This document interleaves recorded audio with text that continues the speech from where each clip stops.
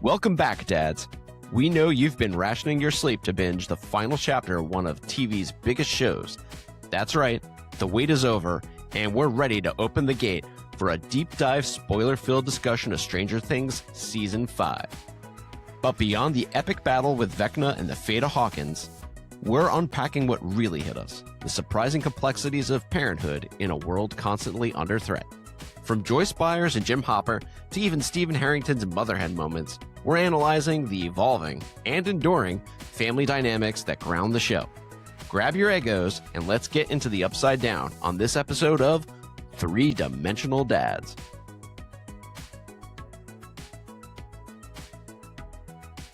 I'm Jay.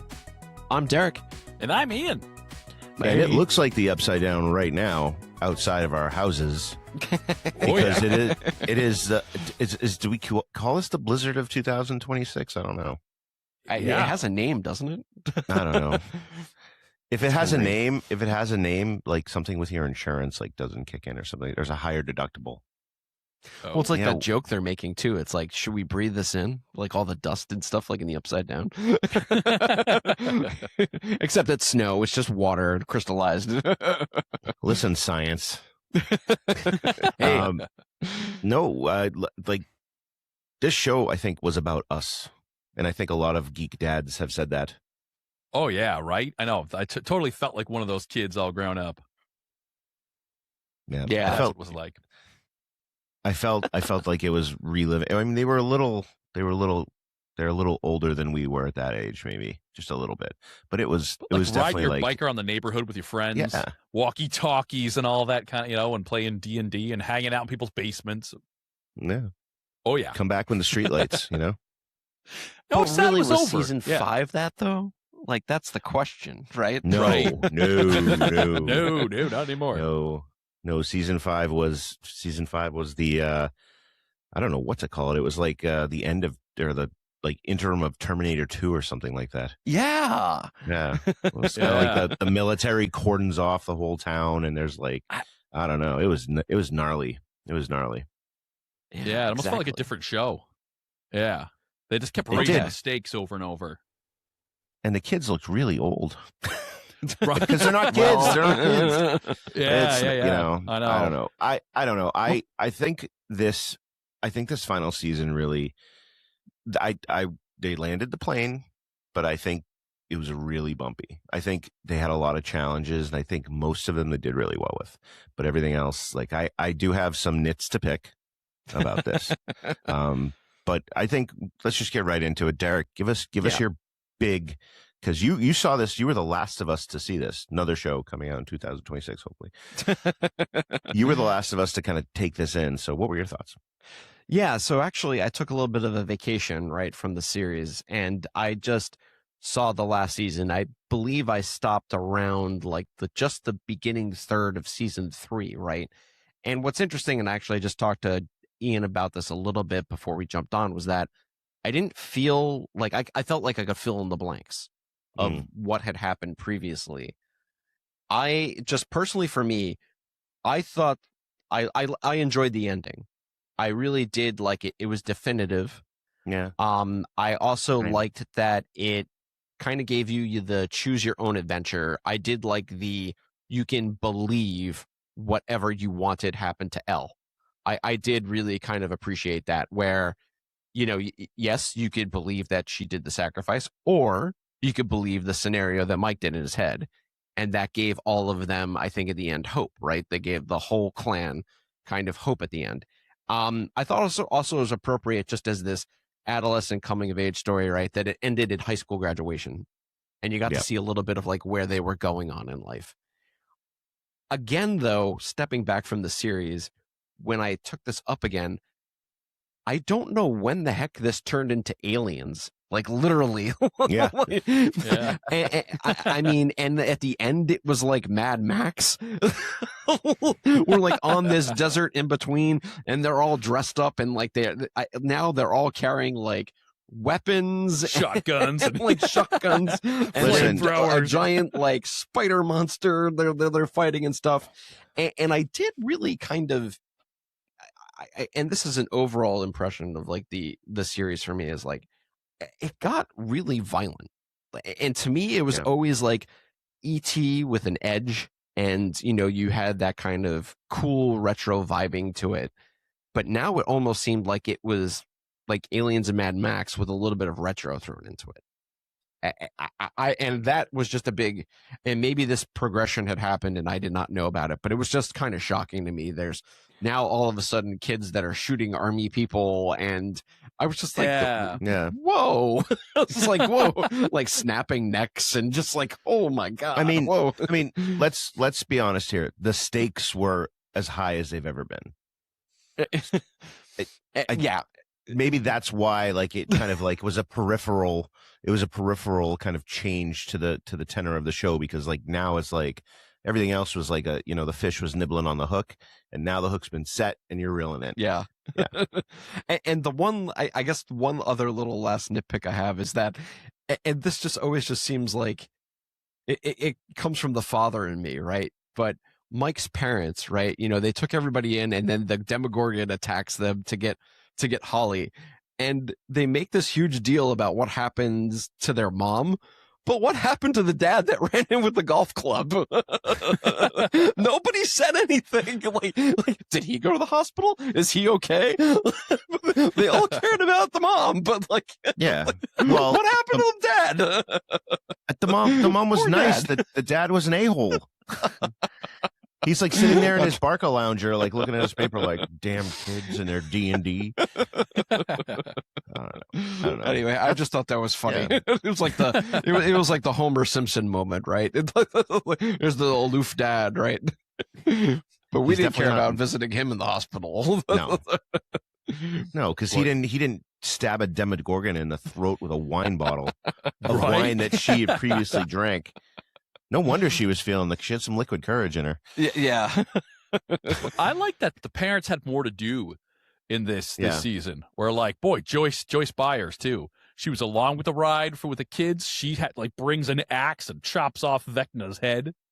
Yeah, that was pretty metal. Wow. She would put there's like, if you're wondering if he's dead or not, no, that seems pretty definitive. And it wasn't one swing either. She that was a whole, it took a lot of chopping. Yeah. Yeah, and actually they had like a flashback for every swing she took, right? Like there was like some reminiscent like trauma like from each. Yeah, that was pretty powerful. Yeah. Right? Yeah. Yeah, it was a great moment for Winona. But also, if we're talking about my favorite things this season, my other big one has to be Will the Wise. And the ending, like they did this thing where they split the season in half. Then we got like a mid-season like finale, and when he goes all like Gandalf, all superpower, and like snaps all the Demogorgons, that was amazing. Yeah, I love this. Cool. I fell for the setup, hook, line, and sinker when Vecna's like, "Oh, you're so weak," and all this stuff, and then for him to be like the wind is blowing his hair, his eyes turn white, snapping things. They had to give him something. I feel like, he was kind of, even though he was the focus of season one, he kind of faded into the background. Right. And I've always felt for Will. Like that's been one of the things that I say. All the other kids get to have fun and go off on adventures, and Will's always the one who's like screaming, tortured. He has like he always gets the anal probe. Yeah, right. He's always getting this the smoke monsters in him, and it's just like I feel so bad for that actor of having to put up with all that stuff. Everyone else gets like one-liners with Steve and like going to the arcade. It's like okay, Noah, today you're gonna throw up a slug. Yeah, right. Poor guy. Yeah, right. I know. So to see him empowered and snapping Demogorgons and like, glowing eyes, so awesome. Loved it. If I'm talking about some things that kind of nitpick, I did think this season was a hard pivot from last season. Last season ended. Their big cliffhanger was like the ground opens up and suddenly all the Demogorgons can come out. And like, I thought that was going to be a huge thing that like, boy, the Upside Down's broken through into our world now. And then the beginning of the season, they're like, nope, covered it all in metal. I was like, what? Like, yeah, we just put metal over all the holes and we're good now. They can't get through. The Hawkins Department of Works. Did any of them get through? How did you? Exactly. Just put some plates on it. Right? They just plated over it, and they didn't even pave it. They just plated right over it. Yeah. There's potholes everywhere. I know. I thought that was kind of that was It was that earthquake that they were trying. Yeah, right. But then if I had to pick like another thing that surprised me is when, they finally we find out what it's really been the whole time. They kind of retconned it that the upside down's a bridge between our world and this crazy world where all the monsters come from. And they go there and like, yes, I love the giant spider monster. Wonderful, awesome. But like not a Demogorgon in sight. None of those bats that were like killed Eddie. Like no monsters anywhere, just that giant monster. Yeah. That felt a little weird. I know, that was one of the things on the internet where people were like, where were the Demogorgons at the end? Because everyone just kind of walked there slowly and then like fought a giant monster, which was great. But I really thought it was going to be a bigger battle or they were going to, something would go wrong. And also, I would love just to see a wild Demogorgon in their natural habitat. We're going to the planet where the Demogorgons are from. They're like, it's a desert. But it's narrated by Steven Attenborough, what's his name? David Attenborough. He's like, the wild Demogorgon comes out of his burrow and sees the children armed to the teeth with M16s. Right. And it was actually kind of weird now, just because now looking at it, it's just like, it's just dudes in suits running around. Like, right. They fit in the upside down. They were slimy creatures. Come on. Yeah. So, but if we're talking also about our take on, the season 5 ending of Stranger Things, my wife thought it was like Return of the King. She was kind of shut off at like hour 2. There was another 40 minutes. She's like, oh, well, that was great. I was like, oh, they're still going. There's like a post credits. There's like a them later on in life. They all come back together. Yep. It's like a Return of the King. We get a couple rounds of goodbyes before the final. They sit around the table and play D&D together, which I thought was very, that was great too. I like the choose your own ending part. Yeah. But it's such a Herculean task. How many characters they had. They just kept adding people. Then, like, I love all these people. Robin's great. I love the additions they've made. But, like, they had to give all these little moments for so many, and that's hard. So I give him props. I mean, I think I came away from it feeling good, feeling like, okay, I feel like we got to know where they went in life. And, I am glad they didn't do a teaser at the end where, like, suddenly Will's neck, like, tingles, and you're like, is he dead? They didn't do that. They went like, nope, it's over. Don't even think that. I appreciate the definitive bam. You're right. Like they did stick the landing. They wobbled, but they stuck the landing. And everything you guys said, I agree with. That was good.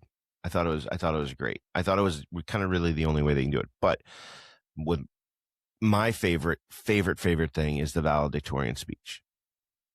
It just Dustin's ode to Eddie was just like so awesome. And as a teacher who sat through oodles and oodles of graduation speeches and did one at one point because I was a class advisor, probably the best graduation speech I've ever seen. Oh yeah. And I will say that I'm being serious, not because of like the flipping the bird to the principal and everything like that, but like the way that he wove his relationship with Eddie and Dungeons and Dragons and all together, and he like really, really made it personal. I mean, the writers did, but to give Dustin kind of that send off, I thought was really great. And everyone got a happy ending, really. The older kids, Steve and they faded though. That was my big nitpick. Like they just kind of were like sitting on the roof and were like, yeah, I guess we're going to meet for like every month for the rest of our lives. Like, no, you're not. One's in Boston, one's in Ohio or Indiana. What are you're going to meet in Philly, Pittsburgh? Like gas prices in the late 80s? Like, no way. It's not going to happen. And driving with no nav, you're all going to get lost. No, I felt that they kind of like, shut the door on them. I did like how Steve and Dustin kind of reconnected. That was great. And one thing I really liked, and I wish they would have done more with this, I feel like Hawkins, the whole town has like a secret. Like the whole town. It's kind of like Michael Myers in Haddonfield. Like everyone knows about the boogeyman, but no one talks about it. I think that's what Hawkins was. I would have loved to see everyone in Hawkins with like shovels and crowbars fighting Demogorgons and stuff like that. Like the end of Endgame. Yeah, that's the thing that struck me a little odd too, that like they're back in school and there are so many other people there, but like they know what's going on, but no one else does. Yeah. That feels like, or the, Robin's girlfriend's like doubting her, like, what are you talking about? That's crazy. I'm like, you're in a town that's locked down. It's like, there's something going on. Yeah. How many people are in on this? The army when they don't let you leave or go anywhere ever. Yeah, sure. I don't know. I did think it was great. But I had, just like with every show, we have issues. Like nothing's perfect. And Right, of course. again, it was a heavy lift. It was a very heavy lift. But one of the things that are really important about that heavy lift is that they didn't have to force like, a size 8 foot in a size 6 shoe. That Dungeons and Dragons piece of it, like the game piece of it, like the whole series was a Dungeons and Dragons campaign. Right. I mean, it really was. Right.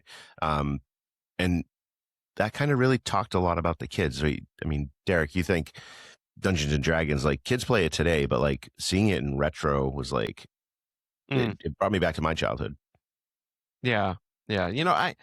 I had, actually with this last season, kind of like I was saying before, I really did feel, other than the direct references, right, to Dungeons and Dragons, I thought a lot of the retro vibe stuff was a bit overshadowed. This season, in all honestly, this season in particular, right? I mean, I guess you could talk about the whole, the whole arc of the show and how important it was to it. But until really they came to like the table playing the last game, or they were talking about hit points specifically, I think when they were in the Upside Down and they were like talking about like how to get to Vecna and things like that. The one thing that I did really appreciate though was all of the radio references. And I really loved how they they used a couple, like they really leaned into science, like the whole physics teacher thing, right? But also like they used radio to communicate like back and forth and do the secret codes. Even the songs, right? Like, upside down, how they planted the bomb with, the Prince record and everything. And even, the conversations between Robin and Will, right? And about like coming out and things, right? And just the songs that played an influence to them. I thought that was really neat. And it actually, I've at least heard on social media things that this has opened up. Also between, Holly and, the girl was trapped in the Upside Down, how they used music, right? He played her song all the time while she was in the coma, Bush. right? Yeah. I really thought that was all touching. And I've heard that because of Stranger Things, a lot of kids now have discovered, these hits from the 80s and things. And, there's this whole kind of like retro is new type of influence now. And I thought that was really neat. I thought that was really cool. And the music was better. Yeah. Yeah. And like they were even using things like RF to open up the gates to get into like the army base and stuff like that, just like this old technology stuff. And I thought that real problem solving that we're talking about, that was really cool. That was cool to see things like that, because the guy was like, I have no idea, I didn't open up the gate. when they were confronting the guard about like, oh, why did you let them in here? But I thought that was pretty interesting. Wicked smart. Wicked Ian, smart. what about you? Right. Smart kids. Wicked smart. He was a valedictorian too. Dustin was. Yeah. Smart Yeah. So I love that, this Dungeons and Dragons aspect, that you see that go into these missions they go on. Like, and this time they really like came up with a plan and everyone was in on it. I thought that that's something about gaming with your friends, is that like it does all these things for their relationship. It's like they work as a team, and you see them saying like, oh, cast a fireball, or they're talking, they're working together through their campaign. And then they go do impossible things where they're like, we're going to go kill Vecna. We're finding him. We're going to put a bomb here. Like, it's just crazy stuff that they plan together. I think that's awesome. I think that's, something that gaming can bring out of, the best out of people, and that they have your back. And I thought that, I love those parallels between these guys that are gamers and then how it affects them in the real world. I love that. It felt like they're on a campaign. They pump each other up. Like Will's the wise. It's like he had that confidence, and they went like, you are this wizard. I love that. I think that's great that your friends can help you. Sorcerer, his powers are an 8. Right. Powers are an 8. Yep. Oh, literally, they had the plan written out on the overhead thing that they had the army people like. Yeah. No, I thought that was super cool. And like Holly the Heroic, like they did that a whole bunch too. Yeah. And I like that. That like, this D&D, this geeky thing, they could grow up together and really grow as characters. And that's awesome. Love it. We have been geeking out over the geeking out. It's very meta geeking out. I can't really say too much more than what you guys did. I will definitely say that it was a great framework. Like, it did kind of fade because the stakes were so high in this, but they did carry it through. I mean, my favorite season was personally the Starcourt Mall, and I thought that was great. There wasn't a ton of D&D kind of references in there either, but definitely you felt that it was great. One thing that really stuck out at me, though, is that people took turns being the dungeon master. Like Mike was the dungeon master. Sometimes Dustin was the dungeon master. I think even Hopper sometimes was the dungeon master. And when I say dungeon master, it's whoever was leading the team, right? At certain points of it, right? Sometimes it was Mike playing on his strengths. Sometimes it was Dustin. Sometimes it was Hopper. I think it was really great that kind of you saw that. But, you know, we are a Geek Dad podcast and we've been geeking out. But what about the fatherhood thing? That's if you don't mind, I really kind of want to jump into that right now. I think Hopper's story with his daughter was devastating. It killed me. Listening to him and seeing the flashbacks and stuff like that. And that's why kind of like one of my big nitpicks, and I saved it for this. I wanted Elle to stay with them.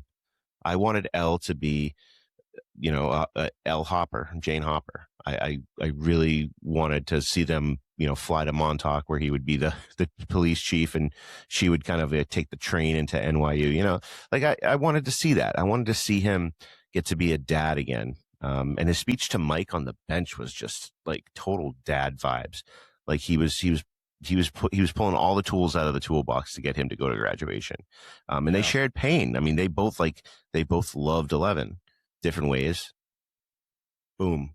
That was connection right there. Connections right there. He found happiness again. I'm talking about to Jim Hopper. He found happiness marrying Joyce. I would have liked to see him be kind of more of a father figure to the Byers boys, kind of in that epilogue, kind of like that Return of the King piece, right? Like, you know, the knuckleheads are, they're kind of old, but like, you know, being knuckleheads around, like even throwing a football, I think would have been fun. I don't know. I would have liked to see Jim ask the Byers kids to marry Joyce. Like, what was that conversation like? He's like, guys, I'm gonna drop something on you now. I really want to marry your mom. Like, come on, where's that conversation? I thought it was great. I don't know. What about you, Ian? Your fatherhood stuff is always great. I love hearing your take on this. Yeah, I thought this season, you know, you got me thinking about Hopper. And this season, I felt like it was a step back a bit for his relationship with Elle. Season 3, well, I was so about that like Elle's dating Mike and they have to keep the door open and Hopper's all like telling Mike that he's going to kill him and like telling him his grandma's dead and threatening him and like, but there was this like respect that they gained. And I feel like he had to trust Elle. And that's really hard for him because he is like afraid of, you know, he lost his daughter and he just wants to protect her all the time. But he had to start to trust her as she's developing and growing. Then we got this season. I was like, I thought that was a major step back. Suddenly he doesn't trust her anymore. She earned all this trust and all these things over these seasons. And then now he's training her to be Jean Grey from the X-Men. Snapping necks, jumping, force jumping, using her powers, levitating. Awesome. Love that. Very cool. But yeah, I thought that like setting up boundaries and communication, I thought this season was like a progression on that. He kind of got overprotective again. And he didn't want to lose her. He already lost one daughter. But he also seems like he's always trying to blow himself up or like, you know, he was like, what are you doing? I don't want that. I want the happy ending. Don't go do that. And I think, well, there's an aspect to that too, that door swings both ways with trust, right? Because Elle lost trust in him because she was like, what are you doing? What was the bomb for? What were you going to do? Yeah. Right. And at some point, right, she even, you know, confronts him about it, right? And makes the point of, but I'm not your daughter. Right, like even and says it directly to him, right? And he has, like that hits him in the feels, right? And he has to let her, you know, he has to trust her to make the right decision, right? For the good of the group, right? And that, I mean, that's a hard thing. That's a very hard thing to do, considering, right? I mean, she makes the point, like, look, I am not your daughter that you lost all those years ago. This is different. This is me, right? And also the kids are like 35. So when you're like doubting them still, I'm like, they have their own kids and families. I don't know why you're like, they all have full-time jobs. Like, it's hard to be like, you're just a kid. They look 30. That's a little tough. Well, even if we take it in the context of the show, right? They've been through some stuff. Right. They have been through some stuff. Hop has really grown as a character. I mean, I think, I might nitpick about how the season went, but I thought I always enjoyed him with Elle and how he's protective, but he's teaching her these ways. And, he has all these skills no one else does. He's like a Marine and a cop, and like, he's resourceful, and like, he kills a lot of people. He does kill a lot of people. But, and then, if we're talking parents, I thought Mrs. Wheeler needs a shout out, because she was amazing. She took on a Demogorgon all by herself, when at that Demogorgon. I got some Ripley and like Alien Queen vibes there. And then when she blew up the oxygen tank and took that's amazing. That is like such a cool, because her story in season 3 was like, oh, she's gonna cheat on her husband. I was like, okay, I like that they were doing more with the parents, but I was like, don't do that, Mrs. Wheeler. Wouldn't you? Again. I mean, Billy was, but he was also a giant, jelly monster made out of human pie. Yikes. Ooh, yeah. But also, I mean, Miss Wheeler, amazing. But Joyce was one too, where Joyce was MVP, because over the series, seeing her growth, she has always believed in her kids. She's been kind of in on this adventure more than like, where are Lucas's and Dustin's parents? They're not taking out Demogorgons and swinging axes. But Joyce always knew like her son was alive and was just so, going to save him. She went to Russia to save Hopper, and then like she goes in this other dimension with them to go take on Vecna. Like, I think that's great that she's right alongside there with her sons, and that they trust in her, she trusts in them. So I think if we have to pick one parent that shines out of all of them, I gotta say Joyce Byers. Yeah, right from season 1 has been that reliable parent that's what they need. I wish all their parents were going along for the ride. Well, she was she was really a hot mess at the beginning of season 1. Like, she couldn't handle it, and she's stapling lights to the wall. She's putting letters on them. Iconic, but a little crazy. You're right. She did kind of come out of it. I just, I really like that happy ending of Joyce and Jim. Like, that was great. That wedding thing, or like the proposal in the restaurant where, like, Hopper's got some moves. He's got some suave moves there, but again, and too, like, he's, now their kids are adults by this point, right? They're both college age kids, right? So now, like, they can go off and kind of like do their own thing. I thought was great. I had no idea, just on a side note, how they were gonna like, pull the thread on that Russia thing. When he went to Russia, I'm like, what are they going to cross the ice bridge from Alaska? Like, I didn't know how they were going to do it, but they were able to do it. It was great. Overall thoughts of the series, guys. What do you like? Give me your favorite season. Give me your favorite character. What do you think? So I always Starcourt Mall. I don't know if it's like the season 3 hit at a certain time in my life when I like had just had a little baby and we had a lot of time to watch it. And the mall is something I went to a ton as a kid. I loved arcades. I loved the mall. So that season just got me so nostalgic. And I love getting to see the Elle getting to be with Max and getting to go like be a girl and try on clothes and do that stuff. I thought that was such a great twist on stuff. And I feel like we missed out on some of that later seasons. But I've always loved this show. I'm gonna miss this. I know they all got older, but like I don't think there's a number 2 for me on Netflix. It's like number 1 Stranger Things, and then I am canceling my subscription. Wow. I'm out. He's just kidding, Netflix. He's just kidding. Derrick, this episode brought to you by Netflix.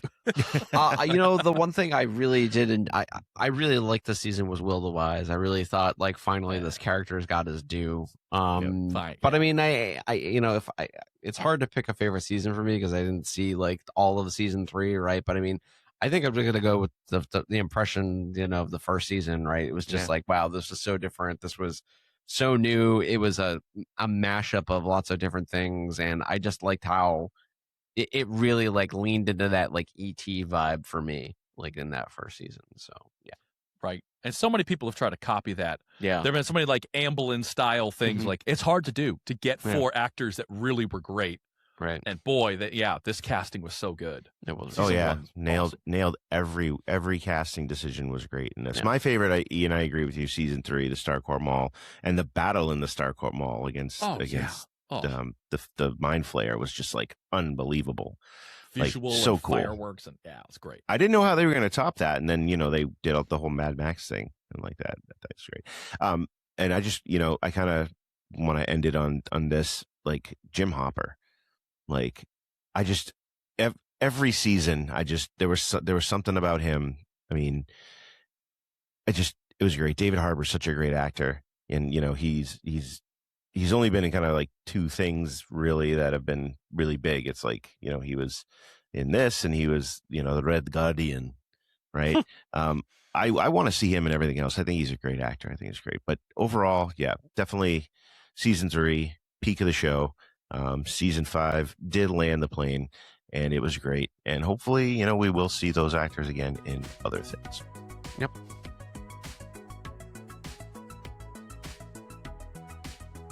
Hey, dads, thanks for listening. We're all sad that Stranger Things is over, but we are glad that those 30-year-old kids finally got out of high school. If you want to find out more about 3-Dimensional Dads, follow us on YouTube, Instagram, and TikTok at 3Dimensional Dads, or email us at 3dimensionaldads@gmail.com. We want to hear from you.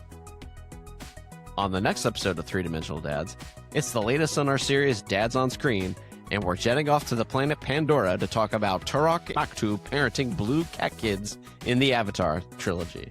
All this and more on the next episode of 3-Dimensional Dads.